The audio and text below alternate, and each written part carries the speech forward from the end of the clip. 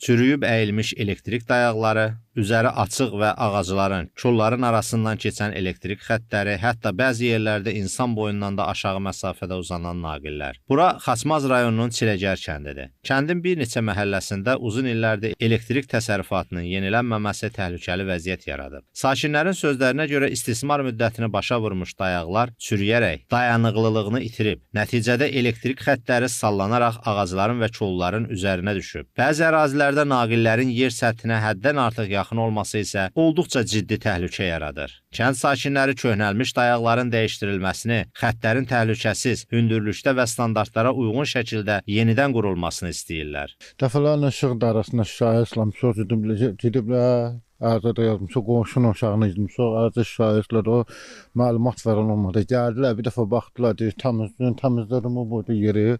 Dəfələrlə baba, oradan heç nə keçmək mümkün deyil. Hadi it gəlir, tok vurur, uşaqlarım gəlir, tok vurur. Bu uşaqlar məktəbə gidib gəlir, mümkün deyil. Dəfələrlə anlatır bizi. Kənd tərəfində də görmüşəm, danışdım. Deyir, narahat olma, məlumat vermişəm, baxılacaq.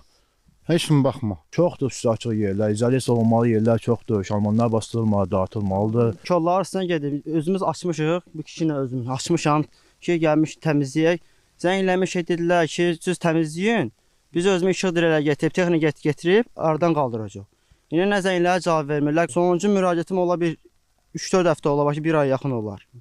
Gəlmirlər. Bir ildən çoxdur ki, bəli qəzalı vəziyyətdə. Çiləgər kəndində yaranan təhlükəli vəziyyətlə bağlı Azərişıq Açıq Səhmdar Cəmiyyətinə müraciət etdik. Qurumdan bildirildi ki, rayonun Çiləgər kəndində layihələndirmə işləri aparılıb. Gələcəkdə bu kəndin elektrik təsərrüfatı da yenidən qurulacaq. Yeni salınan məhəllələrdən birində elektrik xəttləri vətəndaşlar tərəfindən kustar üsulla çəkildiyindən elektrik enerjisinin verilişində çətinliklər yaranır. Kənddə yenidən qurma işləri tamamlandıqdan sonra həmin məhəllənin də elektrik şəbəkəsi tamamilə yenilənəcək. Vətəndaşlar keyfiyyətli elektrik enerjisi ilə təchiz olunacaqlar. İndi vətəndaşlara da qalır verilən vədin əməl olunmasını gözləmək. Cəfər Talıb, Layiq Qələndərli, APA TV, Xaçmaz.